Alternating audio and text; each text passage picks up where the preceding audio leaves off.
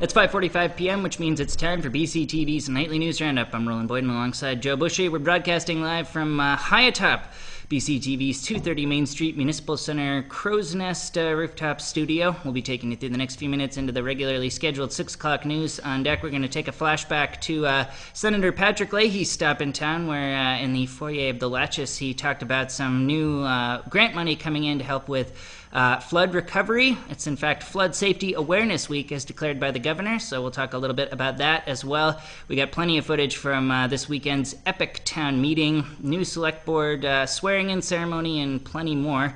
All that and more, we're going to try and rifle right through it, so stick with us right here on 545 Live.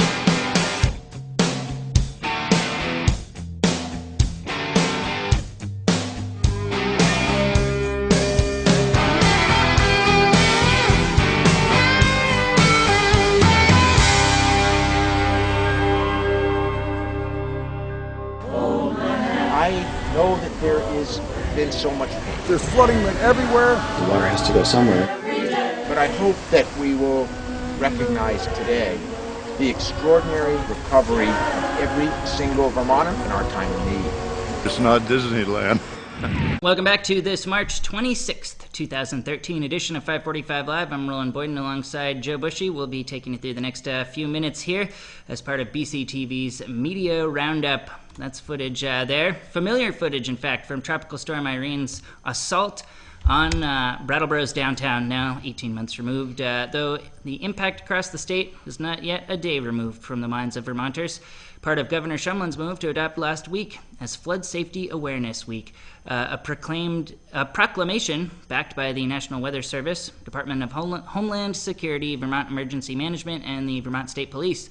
The proclamation urges Vermonters to be prepared for flooding year-round by outlining evacuation plans in advance, conducting regular maintenance checks on pumps and other home water sources, and keeping a close eye on media during potential crises. Throw it over to you, Joe. Well, Flood Safety Awareness Week partnered well with Senator Patrick Leahy's trip to Brattleboro to announce the Post-Irene Flood Recovery Project and its $472,000 in U.S. Economic Development Administration grant dollars on course for towns in Windham and Bennington counties. At a press conference at the Latches last week, Leahy was joined by Secretary of Commerce Lawrence Miller to outline the allotment of subgrants headed Brattleboro Development Credit Corporation's way. Funds that should pay for the employment of 2 area recovery officers. Standing in the Latches foyer, Leahy remarked upon the waters of the Whetstone that had at one point raced below his feet.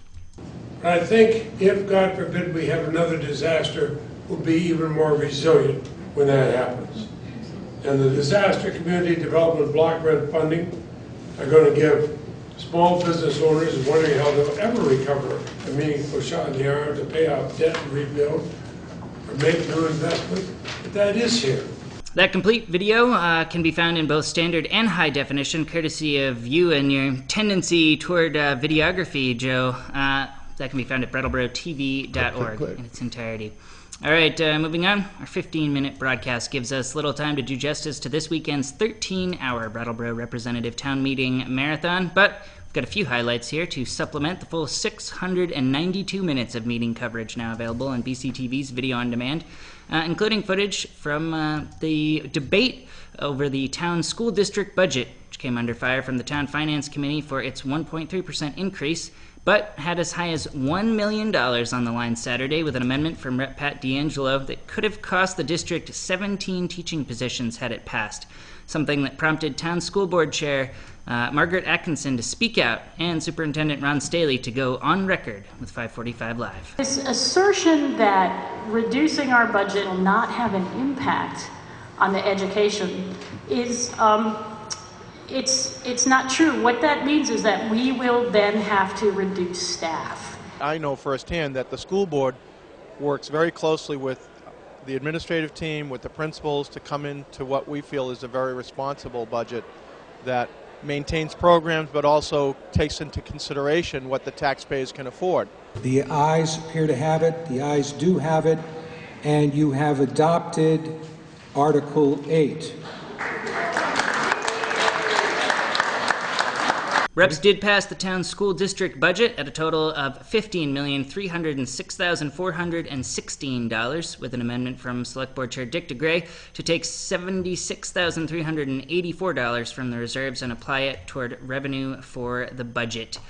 And that was just 8 articles in that footage we were looking at, Joe, which came after lunchtime. We all knew behind the gear there that we might be in for a long day there at that point. So you can skim through much of that footage, much of the contentious debate there through those long hours, all at brattleboro.tv.org. Plenty of excitement, plenty of juicy sound bites from that there meeting, for sure. And had it been last year's town meeting, the newly elected select board would have found themselves up front defending a budget that they had no hand in constructing, a flaw corrected in the newest town charter revision, which now mandates members of the select board remain in office from election day through representative town meeting, making way for the new board at a special swearing-in ceremony the following Monday. Yesterday, where town clerk Annette Cappy was there to direct hands over hearts in person, and this year by telephone as well, as newly appointed select board chair David Gartenstein joined via speakerphone. This is footage courtesy of BCTV content specialist Jeff Mastrooni, who donned a shoulder mount Steadicam, Joe, to head down there and really get in the thick of that swearing-in ceremony. Let's take a look at the footage. I, John L. Scholes, do solemnly affirm that I will faithfully execute the duties of Select Board member under the pains and penalties of perjury. That's it. Congratulations. You're really. There you go. Well, at Townsend's town meeting at month's start, voters got a look at a 14% budget increase, 11 of which, according to the board, FEMA, or a lack of FEMA, was directly responsible for, as the notoriously capricious federal agency denounced eligibility for projects like culvert replacement, a $100,000 ticket item in Townsend's case. But that all may change now, as this week Governor Shumlin announced that FEMA will in fact be paying between 90 and 100% of the project's costs in Townsend, something he hopes will set a precedent for other Irene-stricken areas around the state still looking for federal help. News that's all well and good, say members of the Townsend Select Board, so long as residents don't forget what taking FEMA at their word cost the town in the past. Everybody's going to say a 13% increase. Well, 10% of that is because of FEMA. And a 3% increase is a little bit more palatable considering the expenditures that we have in the highway department for projects that we have to do. Footage from Townsend Select Board meetings called together from earlier this year. You can find all of their Select Board meetings at brattleboro.tv.org. On with the stories, Joe, and that means throwing it back to you. Moving on, drones have become the next buzzword in the fight between the national security and the right to privacy. Unarmed drones and their surveillance uses are extending far beyond military use abroad to the use right here, or to many uses right here in the United States by Border Patrol, DEA agents, even in some cases local police and sheriff's offices, even as far as pizza delivery somewhere in Texas, so we hear. Vermont Senator Patrick Leahy says it's critical that specific policy be clarified in Washington now, before the use of drones domestically proliferates anymore. To quote the senator, "We Vermonters like our privacy." I think that's a fair statement to say for sure. Absolutely. Let's take a look at some of the clip coming out of the Senate floor in Washington. With the Federal Aviation Administration estimating as many as 30,000 drones like this operating in the national airspace by the end of this decade, I think we have to carefully consider the policy implications of this fast emerging technology. Local residents got an inside look at some of the government's most recent work with drones, as last month New York Times Washington correspondent David Sanger presented findings from his book on the Obama administration's covert operations to a packed house at the Center Congregational Church in Brattleboro. Within a year of the time that he was in office, President Obama ended up taking to the drone program with an enthusiasm that we had never seen in the Bush administration. There you go. That's footage courtesy of hardworking BCTV volunteer Maria Dominguez as part of Brooks Memorial Library's first Wednesday lecture series. All right, we'll move on and talk a little bit about a story we've been following for some time now. This is according to a Keene Sentinel synopsis in last week's Brattleboro Reformer, where, according to them, Baybutt Construction has cited the Brattleboro Food Co-op as the primary culprit in the construction company's financial woes, which had led to halted work on sites around the area and subcontractors shorted hundreds of thousands of dollars. And while the bankrupted company's Frederick Baybutt took his chance in New Hampshire federal court last week to point the finger at the co-op's poor post-construction sales, co-op community relations manager Sabine Ryan called the accusations unfair, telling the Reformer that payments for construction, which were secured through financing in advance, are not supplemented through sales, and were made within the allotted windows of time, often delayed only by Baybutt's own inability to file the proper paperwork on time. Just a few things to wrap up. Joe, you were out for the wastewater treatment plant opening ceremony, something like that, cutting the inaugural flushing. There you go. We were down there, down at the wastewater treatment plant, the $30+ million project, the largest infrastructure project taken on by this town for quite some years. And it finally came to a close last week with the celebratory cutting of the roll. Roland will have a little footage of that for you here in just a minute.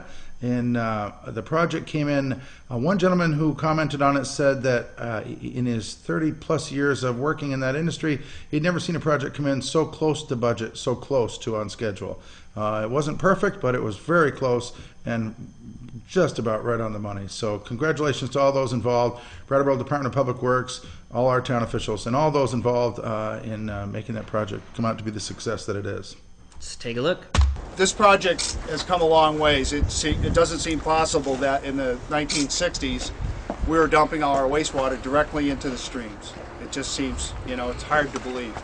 And now we've come to another whole level. You get a tour of the plant and you look at how everything's new and you think to yourself, well, how'd they keep operating while they were doing this? 24/7, 365 over the course of 2+ years. It's phenomenal. Jeez.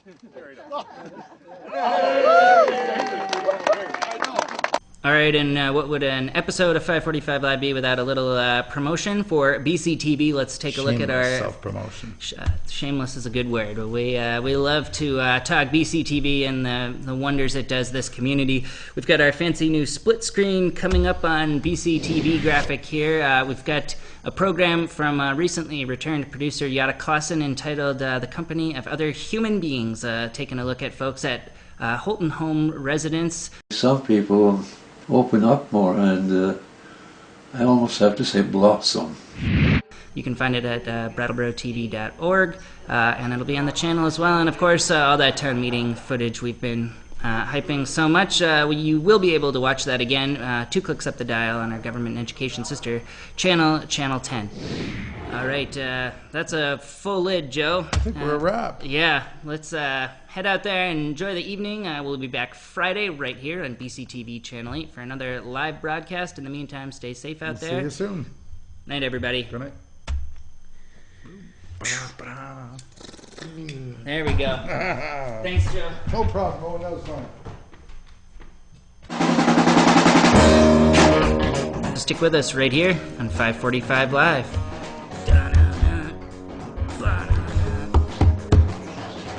Let's take a look at the footage. Boy, that's obviously pressing on the table. Let's take a look at that footage. It's totally live. Let's take See, there's real buttons here. Both sides, yeah.